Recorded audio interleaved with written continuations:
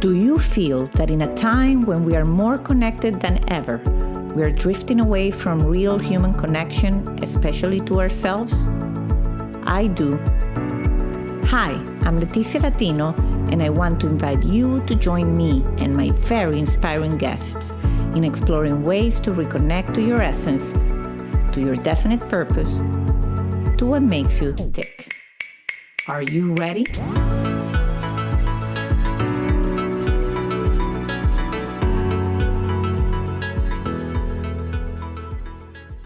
Hello, everybody. Welcome to a new episode of Back to Basics, Reconnecting to the Essence of You. My guest today is Dr. Margarete Schramboeck. She's an experienced and progressive business and government leader. As Austria's Minister for Digital and Economic Affairs, she was leading the country's digital and economic transformation for many years. Prior to her role as a minister, Dr. Margarete had an extensive career in the IT and telecom industry, leading her to be appointed as CEO of Central Europe's biggest telecom operator, E281. She has also paved the way for women in the boardroom, as she's a current board member of Aramco Digital and also holds boards for functions in biotech and high-tech industrial companies around the world. Her profound know-how of doing business in the Middle East has taken her to make Riyadh her current hometown. Hello, Dr. Margarete, and welcome to Back to Basics. Hello, Leticia. Thank you for inviting me. Happy to be here. I'm very excited. We met a few years ago through a common, let's call it friend, and I was so impressed. And I follow your journey, and it's just like I'm humbled and excited to have you here because you're an inspiration. So thank you. And so I always love to start the when you read I always have to summarize the bio because I could be reading of all your achievements and the incredible things you've done. But I prefer that the guest tells me about it. But let's start with the origin story. I know you are from Austria. And can you tell us and share with the audience where you're from and your young years? And if you dreamt about any of what I just said, a career in government or in telecom, or where did young Margarete think she was going to end up at?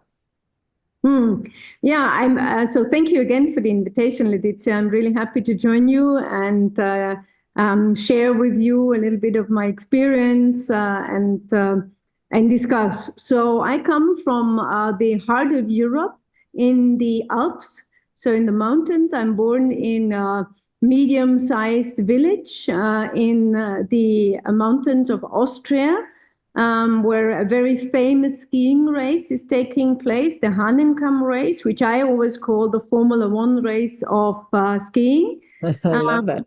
And so you can learn also about me that I was put on skis very early.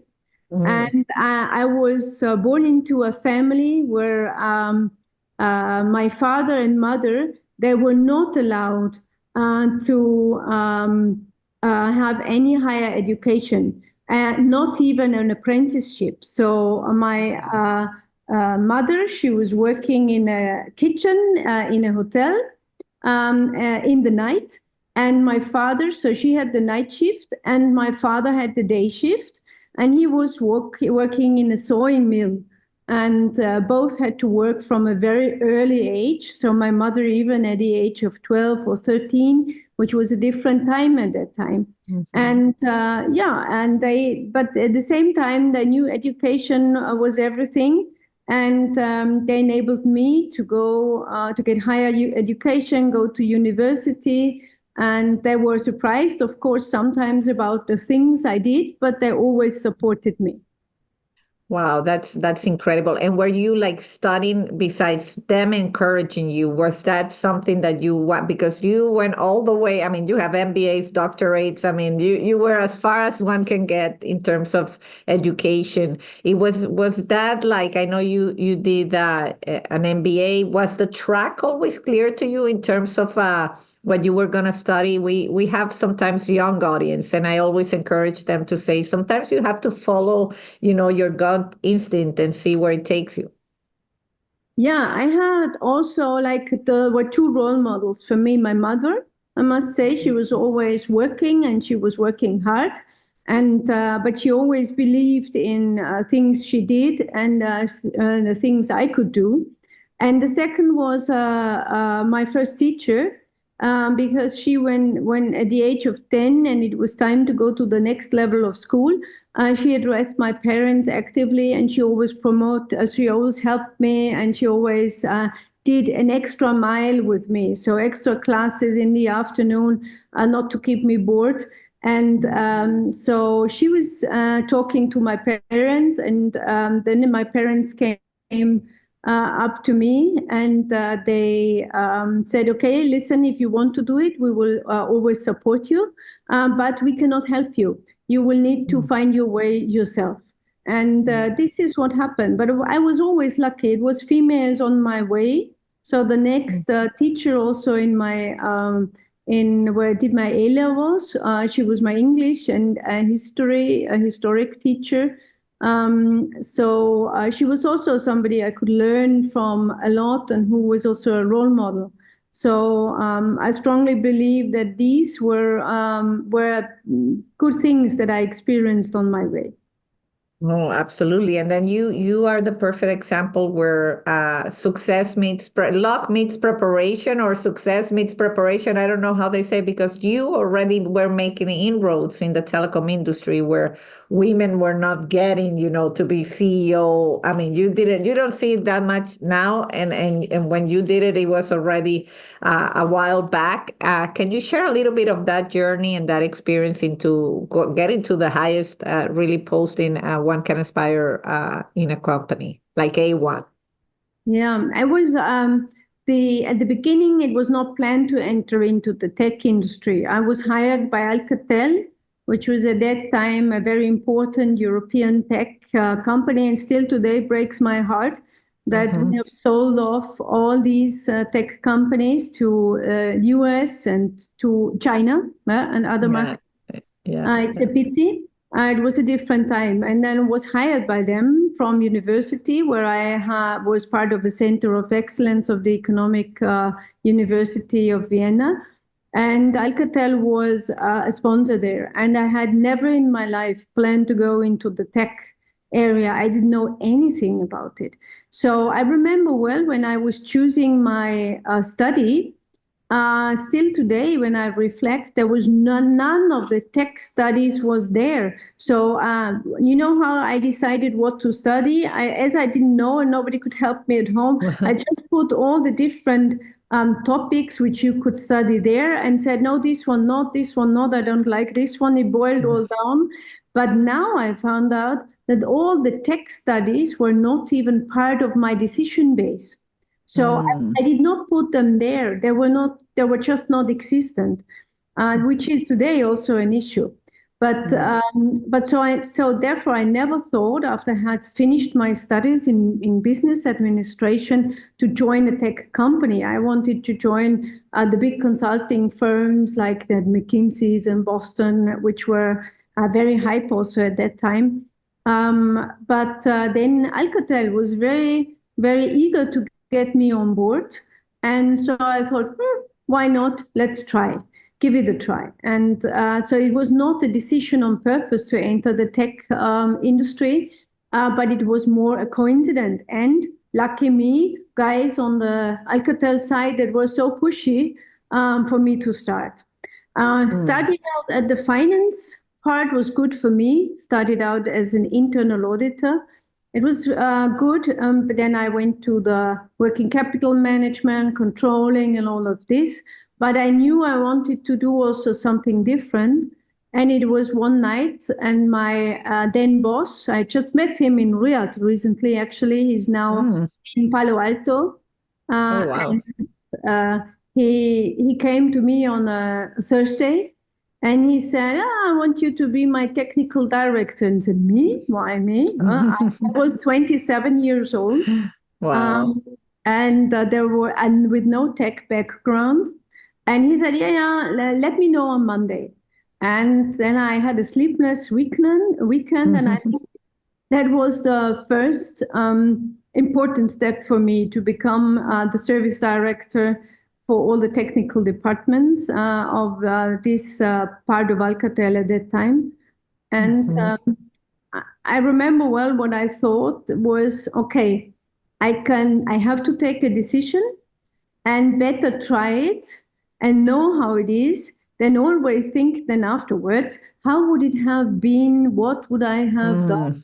I love And that. what if? Yeah. I So love that you say that. I love that because this show is also about getting unstuck and really conquering our own fears. And sometimes we are the ones that don't allow us ourselves to go after the opportunities. So I was going to ask you, like, why was it sleepless? But I probably thought that probably because you say, what if I fail? What if I don't know what to do? Right. And so yeah, that's yeah. such a And powerful thought. yeah. And if you look at a lot of people who are asked, I was asked because of my potential.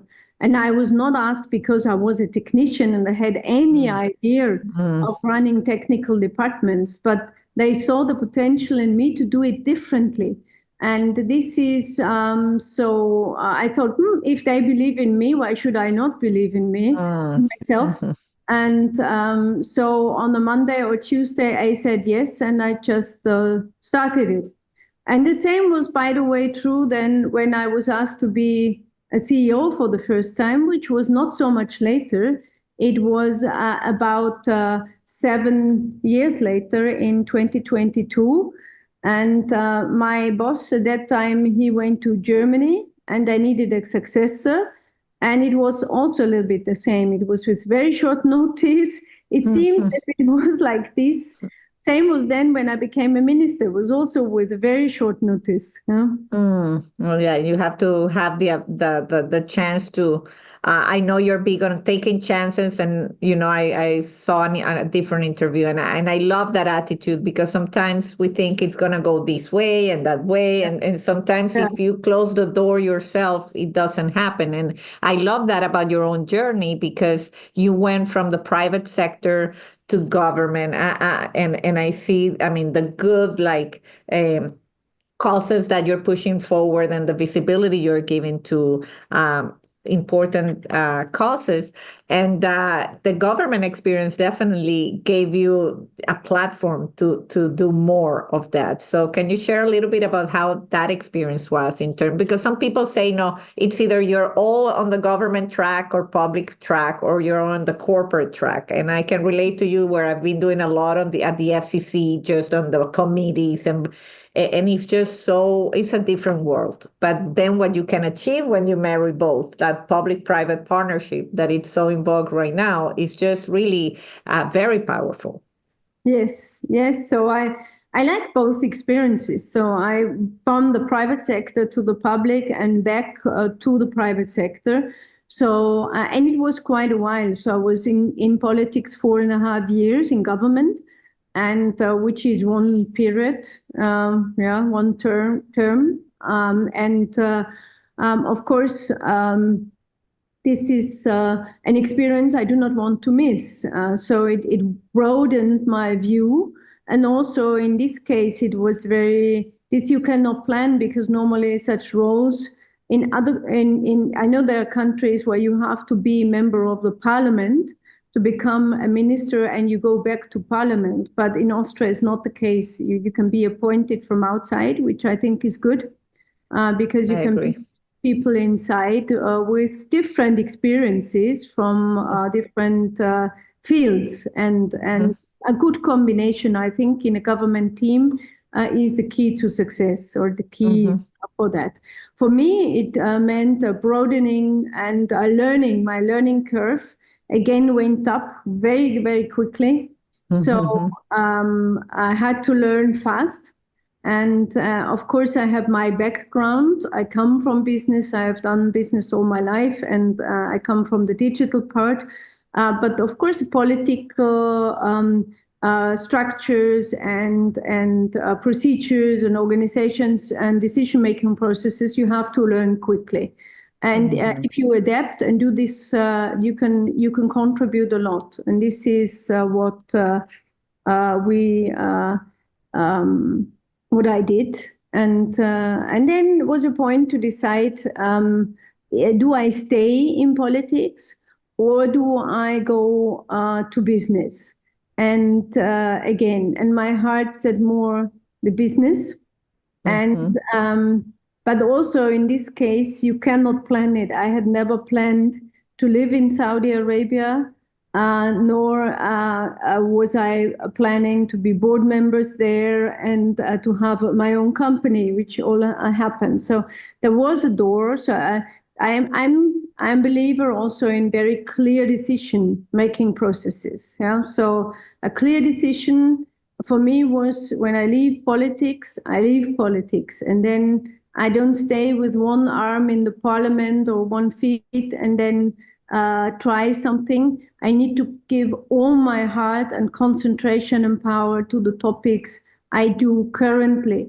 So when I'm in politics, it is that. But if I go back to business, it is on that side. So the door opened for Saudi Arabia, and I like the country, I like the people. So I went through the door, and that's how I am now a young Saudi entrepreneur. Well, that's so exciting, and I love what you said about, because it sounds to me that you're sending a message about focus. You know, like when you give your heart and concentration to the current topics, and I do think that sometimes in life we just try to push too many balls at the same time, and that's probably why sometimes success at a larger scale is harder to achieve or attain when we just don't know or not clear about what the heart wants.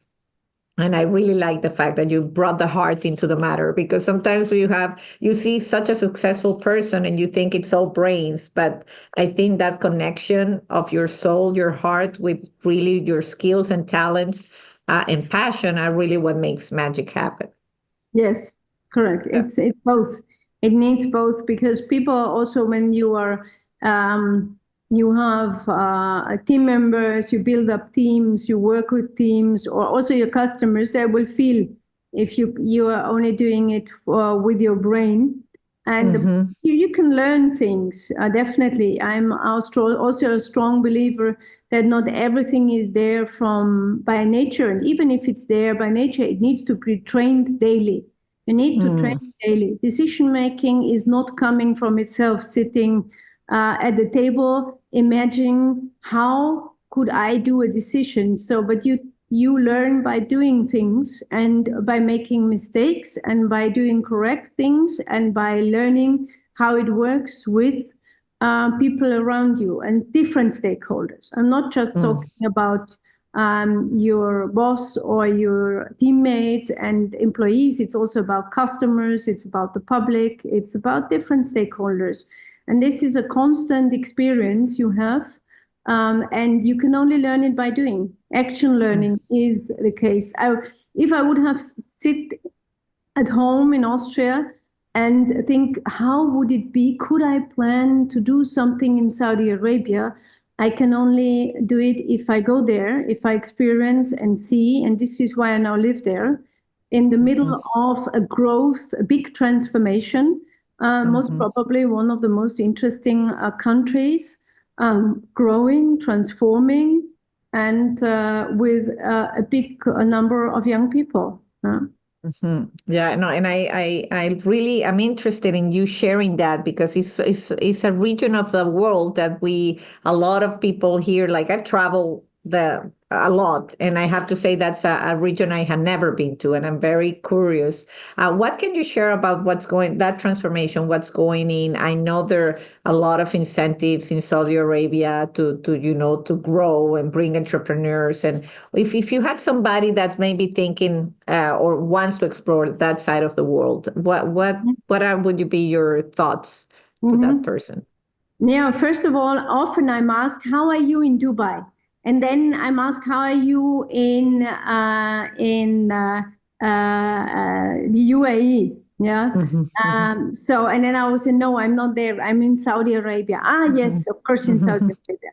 So that's the first thing is Saudi Arabia is the most interesting country in the GCC at the moment. So it's growing really, really fast.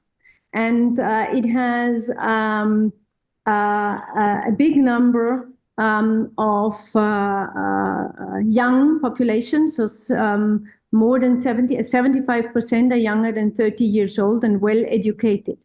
So you will find a country of young people, women and men, eager to learn, eager to execute and to learn from those who have experience on that. Yeah.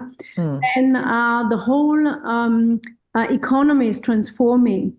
We still hear often in Europe, people think it's all about the oil. Yes, of course, a lot of money comes from the oil and this side of the business, but already 50% of GDP last year in Saudi Arabia was non-oil, coming from tourism, services, industrial production.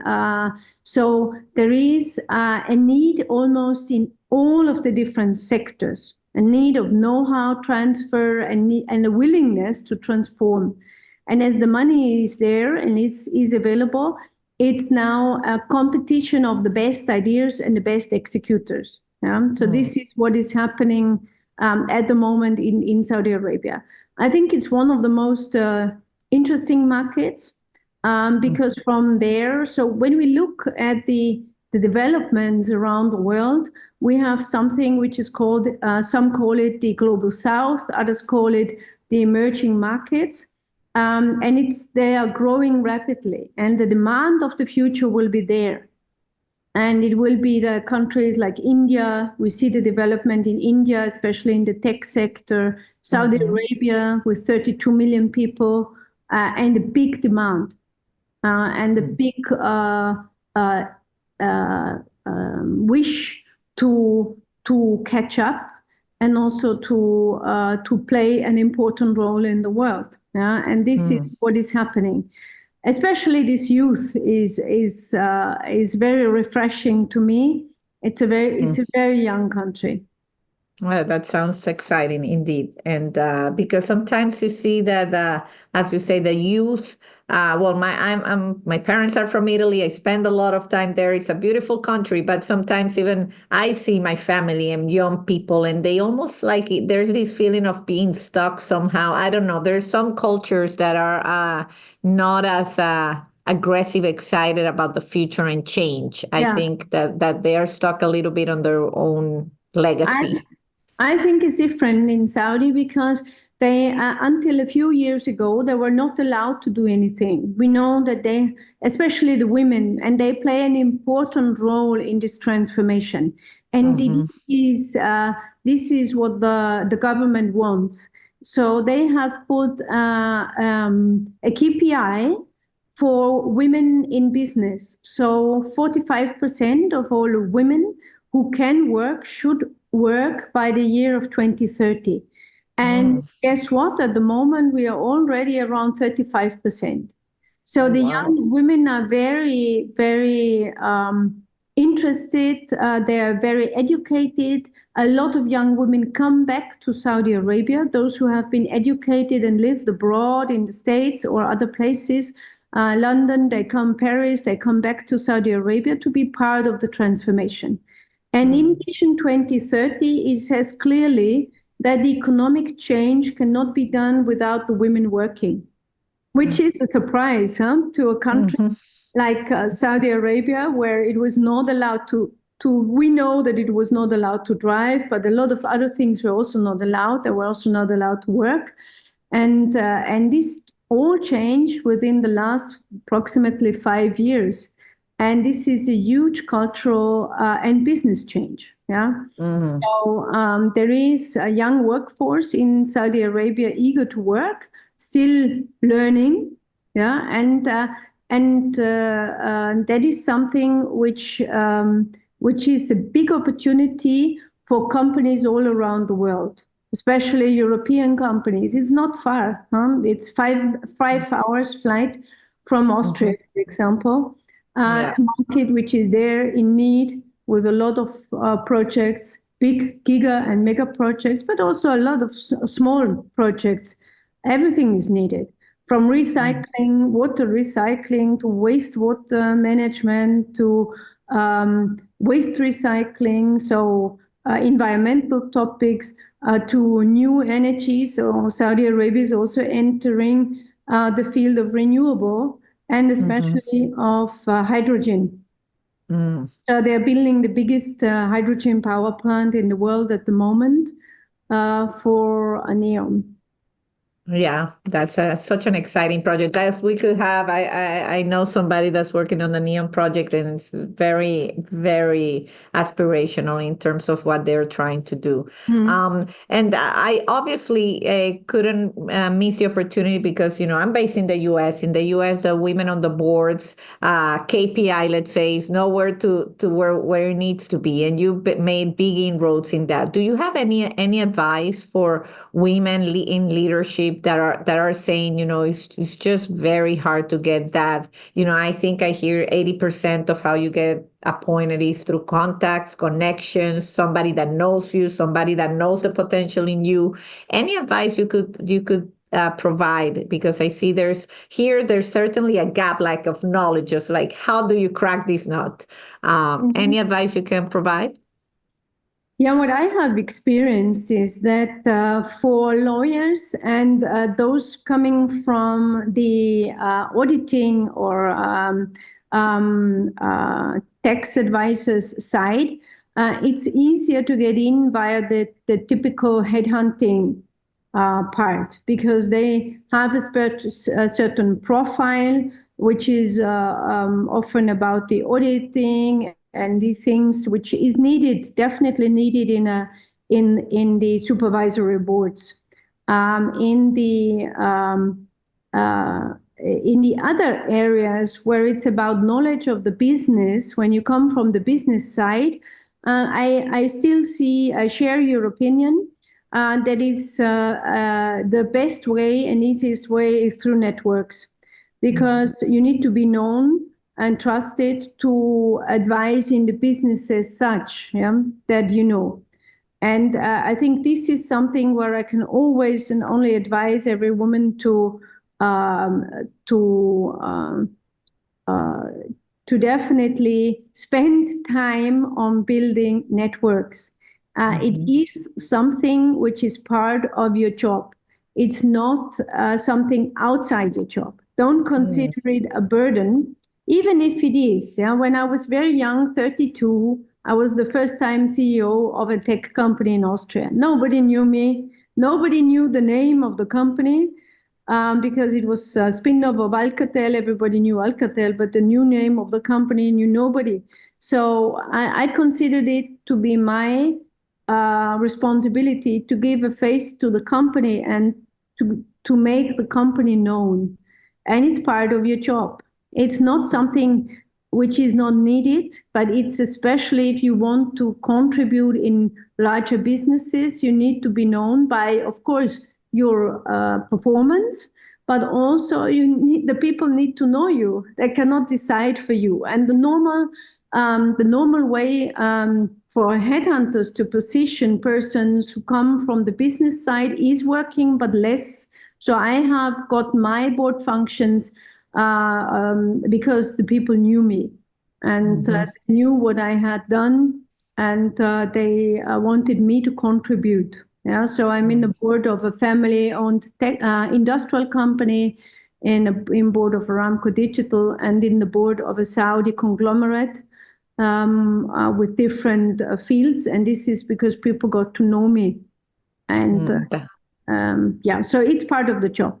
I love that approach. That I think sometimes that networking, and I always been known for that because I'm a networker by heart. It never's been a burden to me. I just like connecting with people. But I know that a lot of people say, I don't have time for that. And exactly your advice right now, it's like, yeah, but if people don't know who you are, don't know how you interact with others, don't know what you bring to the table, like bringing consensus, to me, it's a big thing. If you're on the board and you're somebody that is kind of a contrarian, probably you're not going to be a good fit in the boardroom, because people, they want challenging ideas, but they also, at the end of the day, you have to build consensus. You cannot be divisive. And so people need to know how you are. So I think that's just very valuable. And to make it part of your job, I think is nugget of wisdom that I have here. So, I mean, I can keep talking. You're extremely inspiring. Is there anything that you want to share, that initiative that you're working on your company, or anything that I always like to give my guests an open microphone to share anything else that is exciting? You are right now recording this from Vienna. You're happy to be back home. Anything you want to share? Yeah, home is Riyadh now, actually, because yes, I'm here in Austria only for 3 days, and then I go back. My husband is also in Saudi Arabia, so we consider Riyadh our home now. And yeah, the issue is just get in touch. So I'm on LinkedIn, and also we advise companies to go into Saudi Arabia. And different type, of course, a lot of tech companies among them, smaller, bigger ones. I just need to be convinced about the effort the company is taking and about the business they are doing. It needs to be to the benefit also of the growth there and contribute. And this is there is a lot that can be done.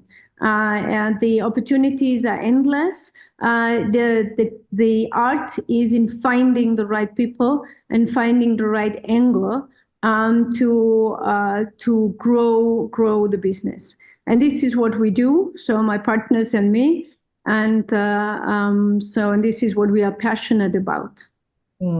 Great. And the last question, really the last, is when you need to resource yourself, when you feel like everything, like the world is crazy, and you want to reconnect to your soul and to your essence, do you have anything in particular that you do to achieve that? Well, a lot of people would say I run or do sports. I must say, unfortunately, I'm completely unsporty. I try my whole life, and I tell me each decade. At 40, I told myself, I'll do it. At 50, I told myself nowadays. But I think I have to be very honest. It's not that. But for me, it's just go out, have a deep breath in the fresh air, take a shower, more calm down. It's not so much the things that I need to be active and activate myself. It's more about having time for myself. To relax and to take care of myself. Great. Well, this has been amazing. Thank you so much for the wisdom, for sharing your journey with us. And I'm sure you'll be inspiring to many into really the sky's the limit. I mean, when you look at your journey, and yes, you study, you put the effort, but just your attitude towards opportunities, I think, is what has resonated the most for me. So thank you so much for being part of Back to Basics. Thank you very much, Leticia. Thank you, everybody out there. Until the next episode of Back to Basics. Bye-bye. You've been listening to Back to Basics. You can follow us on Instagram and Facebook. If you haven't yet, subscribe, rate, and review this podcast on Apple Podcast or any of your favorite streaming platforms. This is the best gift you can give us. Join me next week for another Back to Basics conversation. And if you want to find out about other exciting things I'm working on, visit leticialatino.com. Thank you, and until the next time.